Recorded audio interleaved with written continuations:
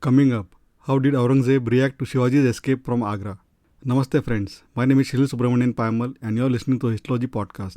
I came across this interesting piece of history on pages 34 and 35 of the book The Legacy of Chhatrapati Shivaji From Kingdom to Empire 1600 to 1818 written by Dr. Kedar Phalke, which I had reviewed on 13 February 2023. On 18th August 1666, Shivaji's head was going to be chopped off in Fidai Hassan's mansion. In spite of getting this information, Shivaji fixed 17th August as the day of escape because he did not want to alert the Mughal army. On Friday, 17th August 1666, the court and bazaars were closed. As usual, the baskets of sweetmeats arrived and the Mughal sentries, as per their daily routine, did not pay attention to them.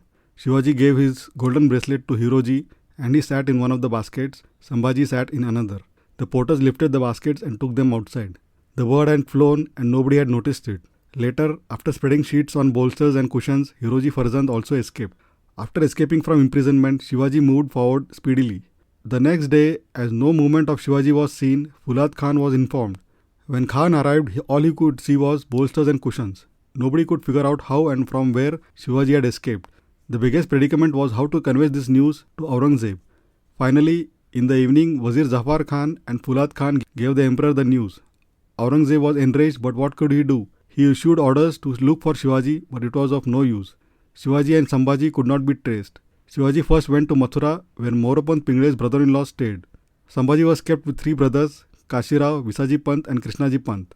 Out of this, they took Krishnaji Pant along to show the way to the Deccan. There is no definite information in contemporaneous sources about which route Shivaji took to return to the Maratha kingdom. One thing was sure, the entire Hindustan was shaken by this incident. Shivaji became famous, not just in Hindustan but also in Iran and England. Later, in a letter to Aurangzeb, the Emperor of Iran, Shah Abbas wrote, "You are hardly an Alamgir, that is one who conquers the world.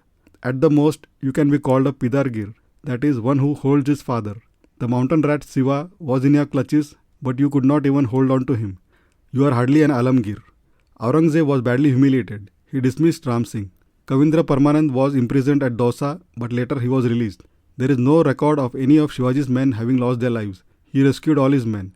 The region from Agra up to the river Bhima was under the control of the Mughals. Almost 500 people, including diplomats and Shivaji himself and Sambhaji, all returned safe and sound. And that too from the prison of a cruel tyrant like Aurangzeb. After escaping from Agra, Shivaji reached Rajgarh on 20th November 1666. He entered the Maratha kingdom safely in the disguise of a mendicant. To celebrate this happy occasion, cannons boomed on all the forts. After some days, Sambhaji too reached Rajgarh. Aurangzeb, enraged by the fact that Shivaji had escaped, issued orders to arrest Netaji Palkar and send him to Delhi. Netaji Palkar were arrested along with his family and entourage. Aurangzeb was angry with Ram Singh. His mansam was taken away, his Jagir was confiscated, and Ram Singh was barred from entering the court.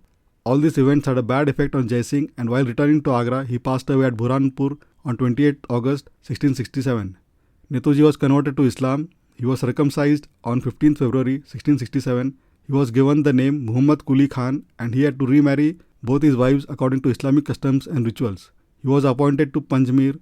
Later in 1676, Netaji returned to the Maratha kingdom. He was purified and reconverted to Hinduism. In his will, Aurangzeb has written about what he felt and suffered as a result of Shivaji escaping from his imprisonment at Agra. He says, "Keeping information about everything that happens in every nook and corner of the kingdom is supposed to be the greatest pillar of a government. Negligence of even a moment spoils the entire work done for years. Shivaji escaped from Agra captivity due to my negligence. You know how I had to fight the battle of my life against the Marathas till my last day." The feat of Shivaji escaping from Aurangzeb's imprisonment was considered so extraordinary that in a letter that the Portuguese wrote to the King of Portugal, they have compared Shivaji with Alexander and Julius Caesar.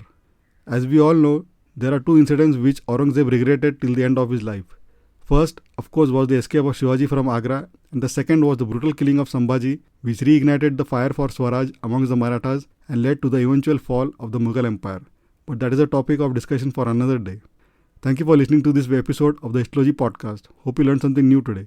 To know more such interesting tidbits from the page of history, please don't forget to subscribe to the Histology podcast on your favorite podcasting app and check histology.com for previous episodes.